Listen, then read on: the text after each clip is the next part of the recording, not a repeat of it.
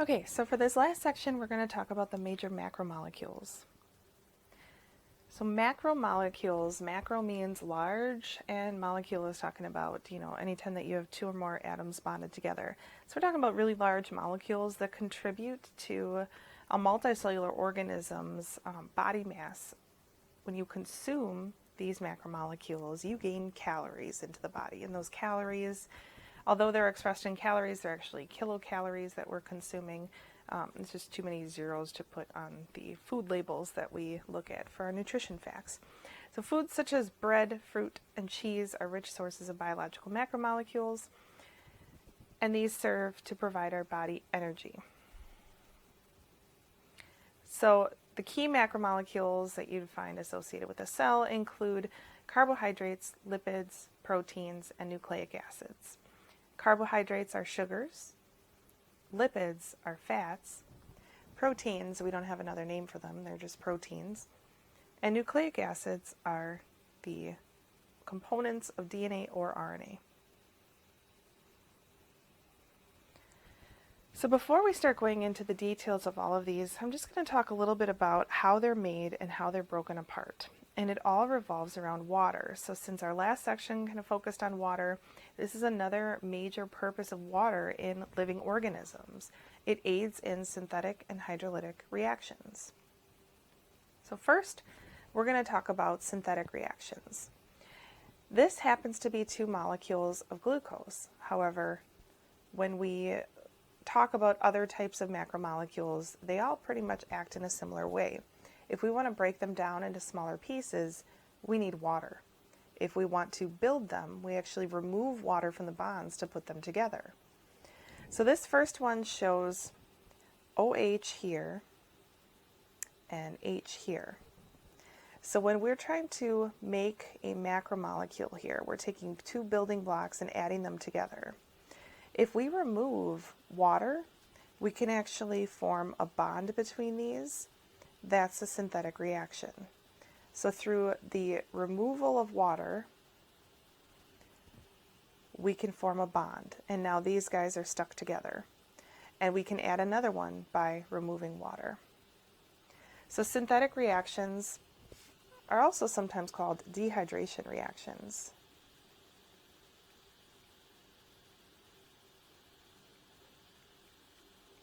Because we are removing water. So down here you see a hydrolytic reaction. So in this situation, you're adding water in order to break molecules apart. So you have this bond, and if you insert water in between that bond, it will separate them. So synthetic hydrolytic reactions. All right, so now we're going to talk about specific examples of the carbohydrates, lipids, proteins, and nucleic acids. When you look at this term monosaccharide is kind of a large term to have you memorize. So what I always do is I break these down into their parts. So mono means one. Saccharide is talking about the sugar. So monosaccharide is just one building block. It is the building blocks of all of the carbohydrates. So if you're ever asked a quiz or exam question, what are the building blocks of carbohydrates? Well, monosaccharides. Examples of monosaccharides include glucose, galactose, and fructose. And many others exist. Now disaccharides, if you know what di means two. So we're talking about two building blocks coming together to form this sugar molecule. Some examples of disaccharides include lactose, which is glucose and galactose, sucrose, which is glucose and fructose, and maltose, which is two glucoses bonded together.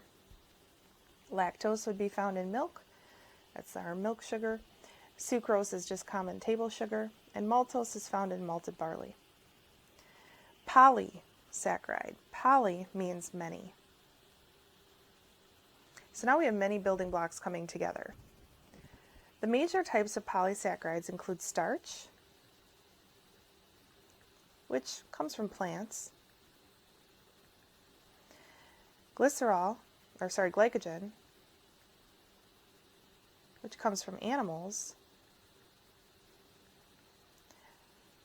So even you have a lot of glycogen in your body. The liver stores glycogen as a source of glucose in case we ever need glucose in the body. We can break down glycogen to release that glucose.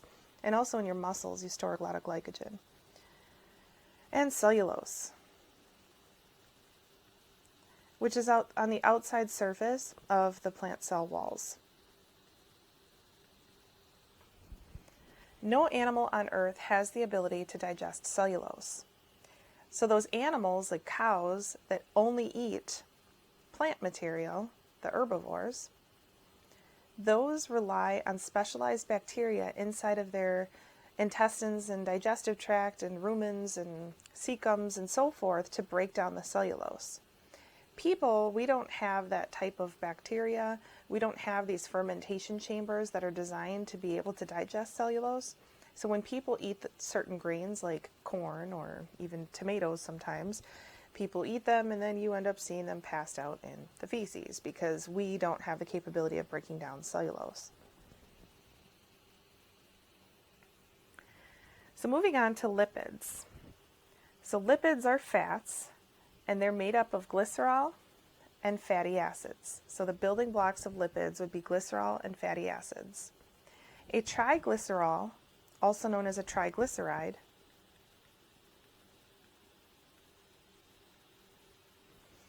is made up of a glycerol and then 3 fatty acid chains.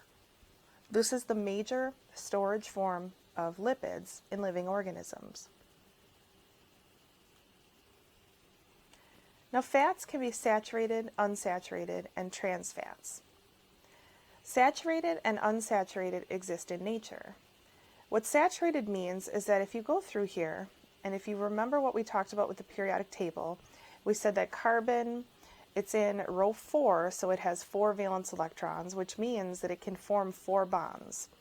So if you look at each one of these carbons, each carbon forms 4 bonds, and it's completely saturated or filled up with all of the hydrogens that it can possibly hold.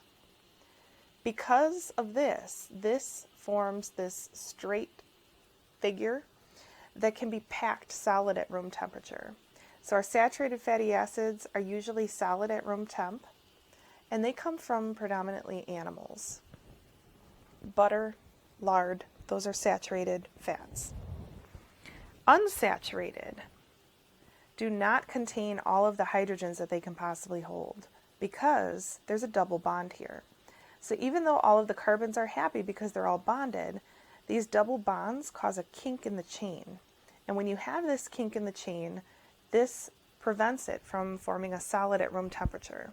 So most unsaturated fats are going to be plant oils. They're going to be liquid at room temperature. Now trans fats. Trans fats are man-made. These do not exist in nature. For that reason, there's a lot of people out there that are completely against trans fats. But what we've done is we've taken a plant oil and we have changed the bonds so that they can pack into a solid at room temperature.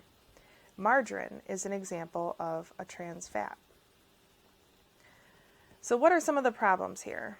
Well, health-wise, really none. Meaning it's still a fat, so you should watch how many fats in general you have in the diet. But some people say that because it's not natural that they shouldn't be eating it. Well, those people shouldn't be eating broccoli either.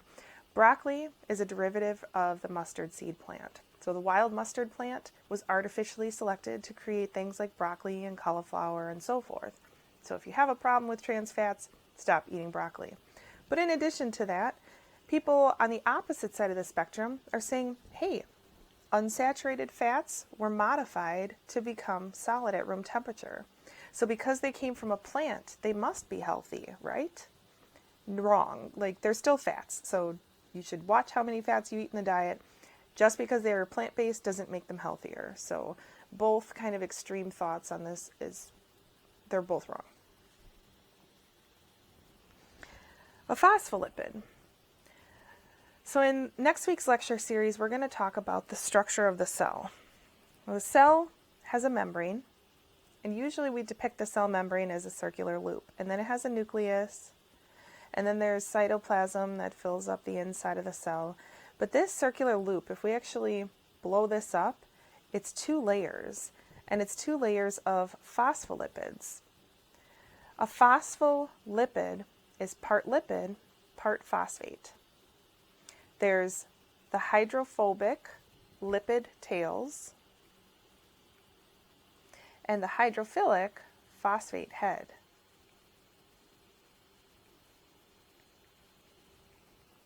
Hydrophobic means water-fearing. If you've ever mixed oil and water together, you know that the oil wants to separate away from the water. This is what happens when these membranes are made. All of these lipid tails want to hide themselves from any water.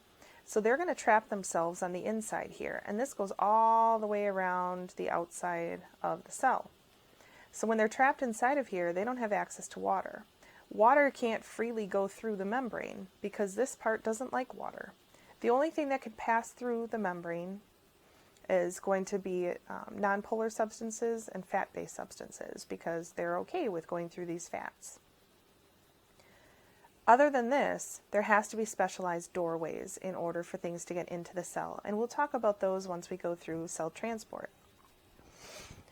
Now, the phosphate head is hydrophilic. Hydrophilic is kind of water-loving, so the outside of the cell and the inside of the cell has water. The water surrounds the outside and the inside of the cell, and that's okay. So these phosphate heads like water, so water can exist outside and inside of the cell. And we'll talk more about this again once we cycle back to transport mechanisms. The next one is sterols. Examples of sterols include cholesterol and cortisol. What's unique about sterols is you look for these 4 rings here. So the 4-ring structure indicates that it's a sterol. I'm sure everyone has heard of cholesterol and the poor health effects that cholesterol has if you consume it in excess in the diet. Here's the thing about cholesterol. We need cholesterol in the body. Cholesterol makes our cell membranes rigid or sturdy and firm. If we have too much cholesterol in our cells will start to rupture.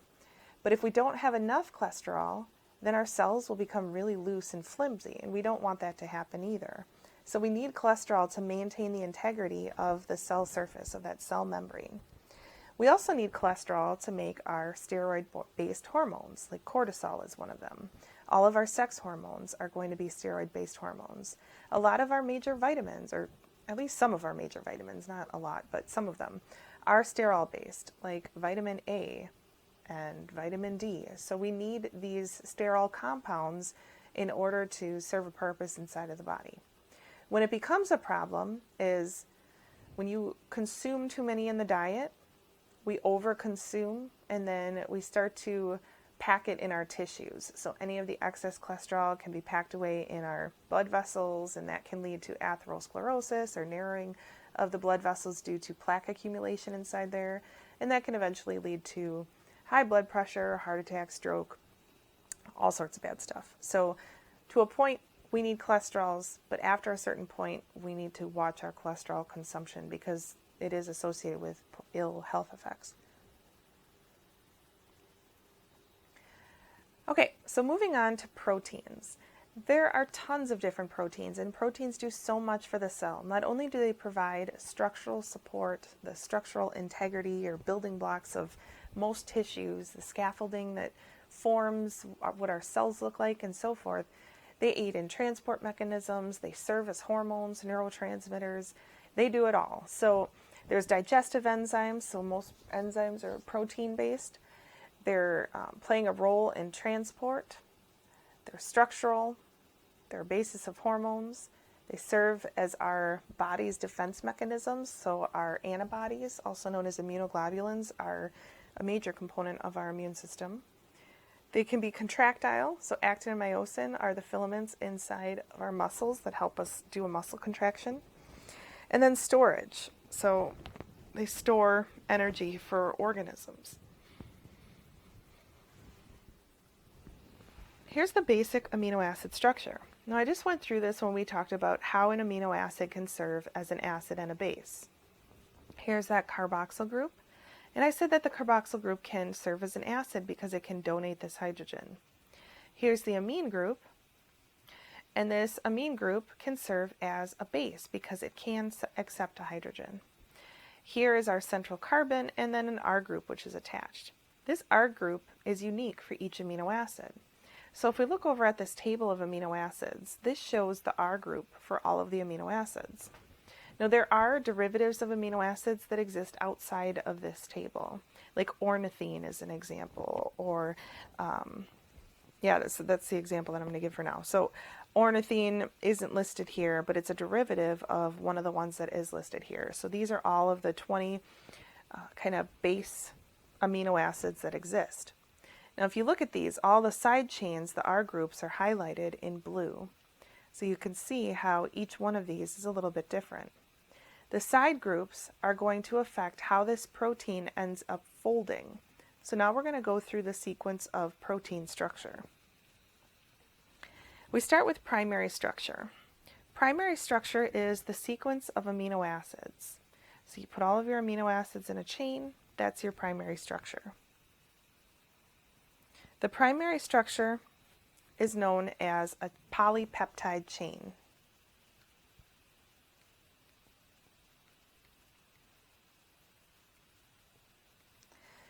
When amino acids stick together, they're held together by peptide bonds.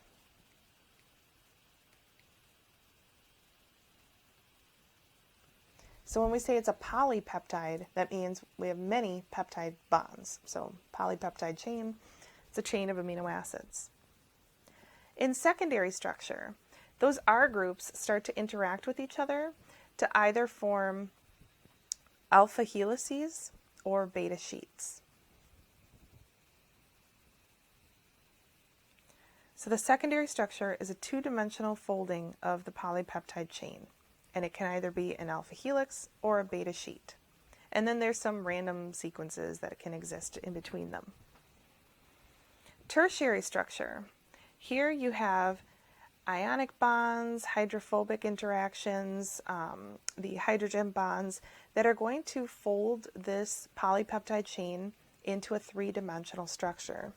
So tertiary structure is the three-dimensional folding of the polypeptide chain. And then finally we come to quaternary structure. In quaternary structure, it's kind of a building of all of these structures together. Quaternary structure is when you have multiple tertiary structures coming together to form a functional protein. So in quaternary structure, it's finally classified as a protein. So if you recall, the primary structure is just the chain of amino acids. The secondary structure, you start to have a two-dimensional folding. Tertiary structure, you have the three-dimensional folding. And quaternary structure, you have multiple tertiary structures coming together to form a functional protein. Now, of the many functions of proteins serving as enzymes, particularly for the cell, is extremely important. So what is an enzyme? An enzyme is a biological catalyst. It decreases the activation energy so that a reaction can happen faster. What do we mean by that? Well, if we had a pound of fat sitting on a table in kind of a vacuum, in about 2,000 years, all of those bonds would be broken down into their building blocks.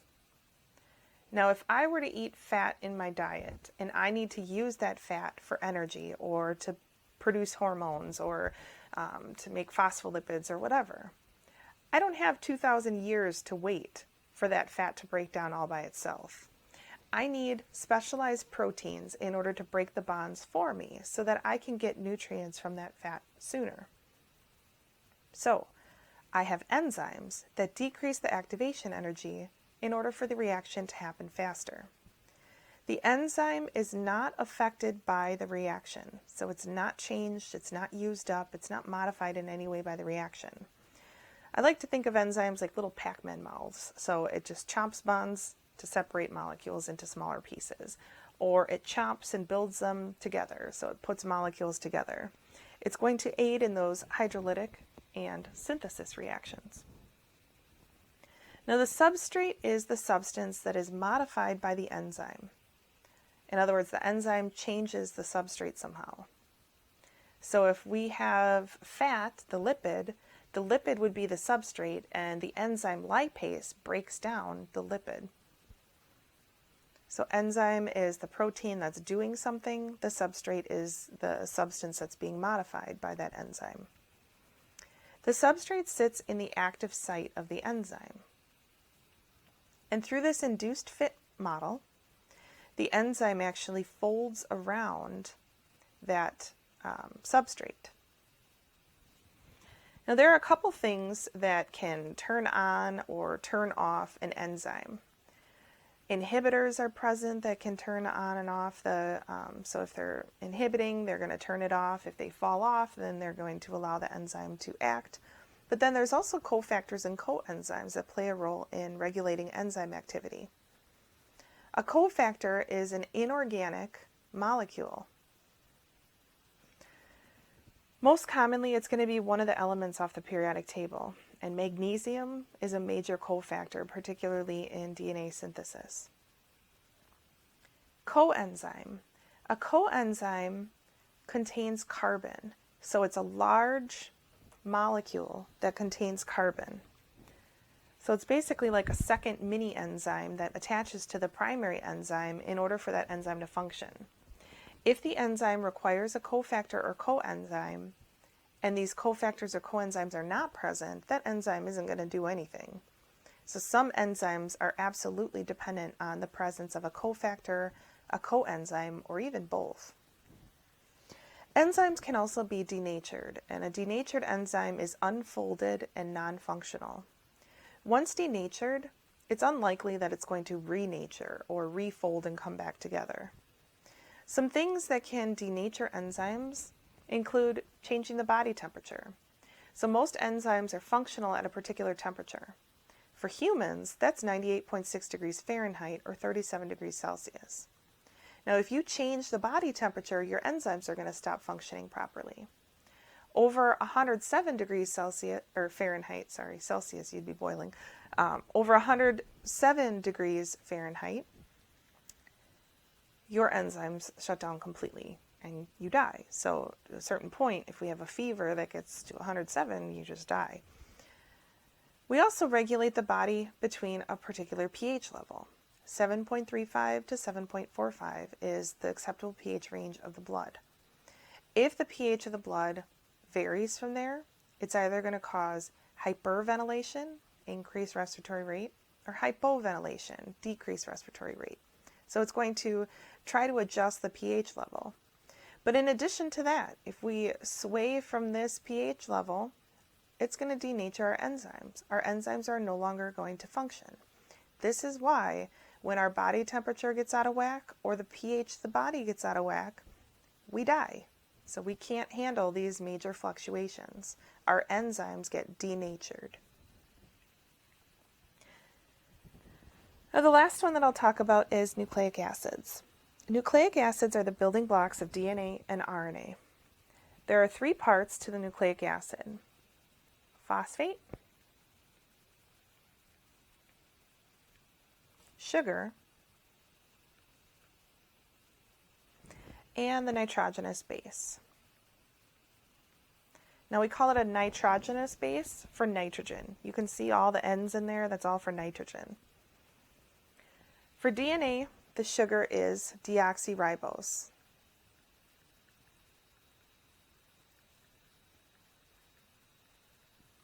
For RNA, the sugar is ribose.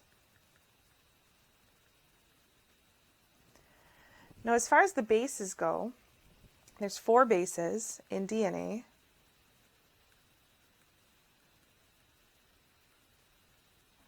We have adenine,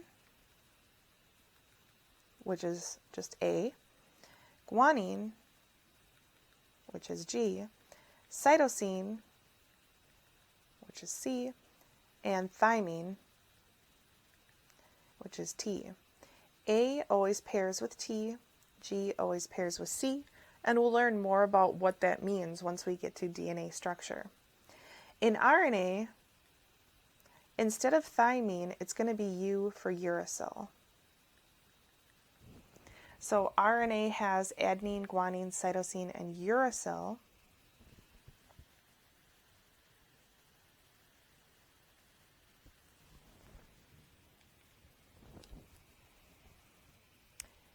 And A is going to pair with U, while G pairs with C.